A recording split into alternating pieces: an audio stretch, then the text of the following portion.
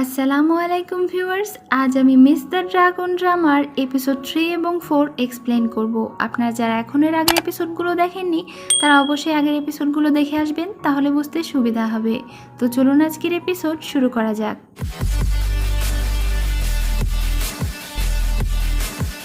Episode ওখানে থেকেই শুরু হয়। লুইং যখন বিড়ালের জন্য ঔষধ খুঁজছিল তখনই হঠাৎ সেখানে 3টা ডিমন চলে আসে। লুইং তাদেরকে দেখে পালাতে থাকে। এরপর তারা লুইংকে মারতেই যাবে আর তখনই ড্রাগন কিং এসে তাকে বাঁচিয়ে নেয়। সে তার ড্রাগন ফর্মে এসে শয়তান ডিমনগুলোকে মেরে ফেলে। তখন লুইং তাকে থ্যাঙ্কস জানায়। এখানে লুফেং প্যাভিলিয়ন থেকে কিছু লোক চলে আসে। এর নাম হলো বিংজিং। ড্রাগন কিং যে ডিমনগুলোকে মেরেছে তারাও সেই ডিমনদেরকেই মারার চেষ্টা করছিল, এজন্য তারা ইউচিকে থ্যাঙ্কস জানায়। এরপর তারা চলে যায়। লুইং দেখে ইউচি আঘাত পেয়েছে, তাই সে তার ক্ষত ঠিক করতে চায়।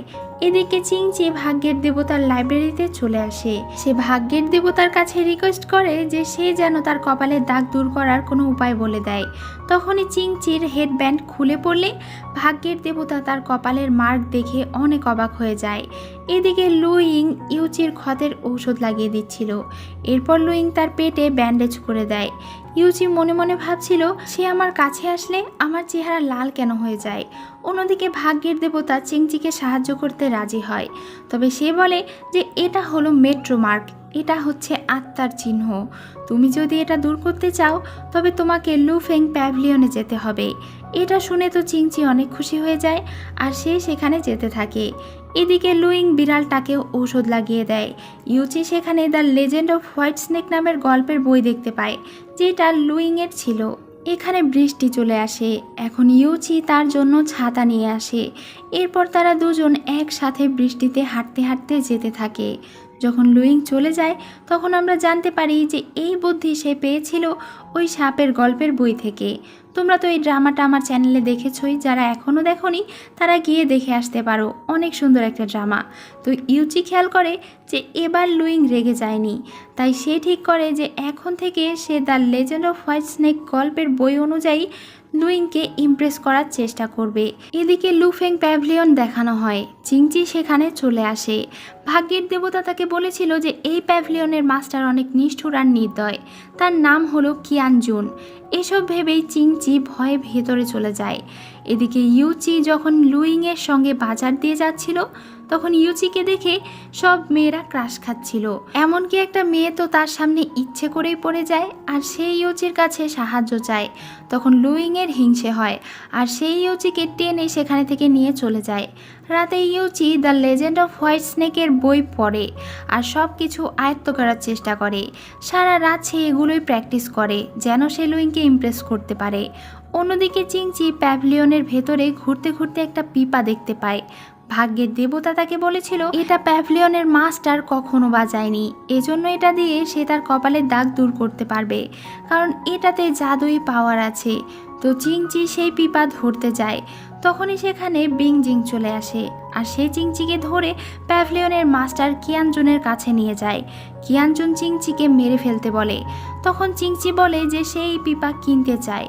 এটা শুনে কিয়ানজুন তার দিকে তাকালে চিংচি তাকে দেখে পলক ফেলতে পারে না, মানে তাকে দেখে তার পছন্দ হয়ে যায় আর কি।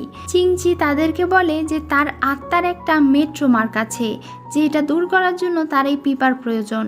বিংজিং মনে করে যে সে মিথ্যে বলছে আর সে তাকে ফেলে দেয়। তখনই চিংচির হেডব্যান্ড খুলে পড়ে যায় আর তার কপালের মেট্রো মার্ক দেখা যায়। কিয়ানজুনের এই মার্কে চোখ পড়তেই তার ঝাপসা একটা খেয়াল মনে পড়ে। এ কারণে সেই বিষয়টা একটু অদ্ভুত মনে করে। সে চিংচিকে মারে না, তবে সে তার উপরে নজরদারি রাখার জন্য শাস্তিস্বরূপ 100 বছরের জন্য তাকে তার চাকরানি করে রাখে। সে মনে মনে ভাবছিল যে চিংচি আসলে ওই পিপা দিয়ে কি করবে তা তার জানতে হবে। সে চিংচির পাওয়ার কেড়ে নেয়, এজন্য চিংচি অনেক রেগে যায়। তখন সার্ভেন্ট তাকে কাজের জন্য নিয়ে যায়। এদিকে ইউচি লুইংয়ের কাছে আসে। সে লুইংকে বলে যে সে তাকে বিয়ে করতে চায়। লুইং প্রথমে অনেক অবাক হয়ে যায়। এরপর সে বলে আমি তোমাকে বিয়ে করতে পারবো না, কারণ আমার কাছে কোনো টাকা নেই। ইউচি বলে, তো কি হয়েছে, আমার কাছে ড্রাগন পুল আছে, 1000 বছরের স্পিরিচুয়াল পাওয়ার আছে, তোমার টাকা পয়সা নিয়ে কোনো চিন্তা করতে হবে না। তখন লুইং একটু নার্ভাস হয়ে যায়। সে বলে, আমি তো তোমাকে বাঁচাইনি, তোমাকে মিস জিয়া বাঁচিয়েছে, বিয়ে করলে তোমার তাকেই বিয়ে করা উচিত। এটা শুনে ইউচি তার শরীরের গন্ধ নেয় আর বলে, আমার এই গন্ধ ভালোভাবেই মনে আছে, তুমি আমাকে বাঁচিয়েছিলে। লুইংকে চুপ করে থাকতে দেখে সে বলে, তাহলে কি তোমার আমাকে পছন্দ না? তাহলে তোমার যেমন ছেলে পছন্দ আমি তেমনই হয়ে দেখাবো। এটা বলে ইউচি তার রূপ বদলে বদলে লুইংকে চয়েস করতে বলে। তখন লুইং আর কোনো বাহানা না পেয়ে বলে যে তার ঘুম পাচ্ছে। ইউচিও তাকে রেস্ট নিতে বলে, তবে ইউচি সেখানেই দাঁড়িয়ে থাকে। এটা দেখে লুইং বলে, তুমি যাবে না? সে বলে যে সেও তার সঙ্গেই ঘুমাবে। তো লুইং তাকে বোঝায়, অবিবাহিত দুজন ছেলে মেয়ে একসাথে থাকতে পারে না। ইউচি বলে যে সে মানুষদের আদব কায়দা, নিয়ম কানুন আর ভালোবাসা বোঝে না, তবে সে তার সর্বোচ্চ চেষ্টা করবে লুইংকে ইমপ্রেস করার, যেন তারা একসাথে থাকতে পারে আর সে তাকে বিয়ে করতে রাজি হয়। এসব শুনে লুইং বলে, এখন তুমি বের হও তো, আমি ঘুমাবো। এরপর বাহিরে বসে সে ভাবতে থাকে, তারা তো এর আগেও একসঙ্গে ঘুমিয়েছে, তাহলে কি তারা বিবাহিত নয়? ভেতরে লুইং আহত বিড়ালকে ঘুম পাড়িয়ে সেও ঘুমিয়ে পড়ে। তখন ইউচিও সেখানে এসে শুয়ে পড়ে, কারণ তার লুইংকে ছাড়া ভালো লাগছিল না। পরদিন সকালে ইউচি লুইংকে জিজ্ঞাসা করে যে গতরাতে তার কেমন ঘুম হয়েছে। লুইং বলে যে সে অনেক ভালো ঘুমিয়েছে, তবে ইউচি তাকে জানায় না যে সে তার সঙ্গে গতরাতে ঘুমিয়েছিল। ইউচি বাজারের আশেপাশের মানুষদেরকে দেখে অনুকরণ করছিল। এদিকে প্যাভিলিয়নে চিংচি এখন কিয়ানজুনের সেবা করছিল। সে কাজ করতে করতে ক্লান্ত হয়ে গিয়েছিল। তখনই ভুলবশত তার ড্রেসে আগুন লেগে যায়। এই আগুন নিভতে গিয়ে সে কিয়ানজুনের পোশাকও ভিজিয়ে দেয়। এজন্য কিয়ানজুন চিংচি 3 দিনের খাবার বন্ধ করে দেয়। চিংচি অনেক রেগে চলে যায়। তখন কিয়ানজুনের হাসি পায়। সে বলে, আমি কেন হাসছি? আসলে সে একদমই হাসতো না। এদিকে লুইং ড্রাগন কিংকে অনেক মিস করছিল। তখনই সেখানে ইউচি চলে আসে আর সে লুইংকে তার ফেভারিট চেস্টনাট খেতে দেয়। লুইং তো অনেক খুশি হয়ে যায়। লুইং বলে, তোমার সাথে সময় কাটাতে আমার অনেক ভালো লাগে। এটা শুনে ইউচির হার্টবিট অনেক বেড়ে যায়। লুইং বলে, তোমার মুখ লাল কেন হয়ে গিয়েছে, তুমি কি ঠিক আছো? ইউচি তো কোনো মতে বাহানা করে বের হয়ে যায়। এরপর সে বাহিরে এসে একটা হোটেলে গিয়ে 2টো মেয়ের নাটক দেখে। আর নাটকটা দেখে সে বুঝতে পারে যে লুইংকে দেখে তার হার্টবিট জোরে হয়ে যাবার কারণ হলো সে তাকে ভালোবেসে ফেলেছে। এখানে লুইং ইউচিকে খুঁজতে চলে আসে। সে বলে যে তার ইউচির জন্য চিন্তা হচ্ছিল। ইউচি বলে, যারা একে অন্যকে ভালোবাসে তারা একে অন্যের জন্য কেয়ার করে। তুমিও কি তাহলে আমাকে ভালোবাসো? লুইং বলে, না, বন্ধুও তো একে অন্যের কেয়ার করতে পারে। ইউচি বলে, জানি জানি, তুমি হয়তো আমাকে বলতে চাইছো না। যাই হোক, এটা বলে তারা দুজন আবারও সেই হোটেলে নাটক দেখতে চলে যায়।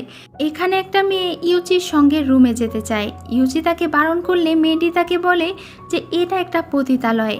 লুইং এটা দেখে ইউচির উপরে রেগে বের হয়ে আসে। ইউচিও তার পেছনে পেছনে এসে তাকে বলে যে সে আসলে জানতো না ওইটা কেমন জায়গা। এটা শুনে এবার লুইং শান্ত হয়। এরপর রাতে লুইং ঘুমিয়ে গেলে ইউচি তাকে চাদর দিয়ে ভালোভাবে ঢেকে দেয়। তখনই লুইং আবারও ঘুমের ঘোরে তাকে জড়িয়ে ধরে ঘুমিয়ে পড়ে।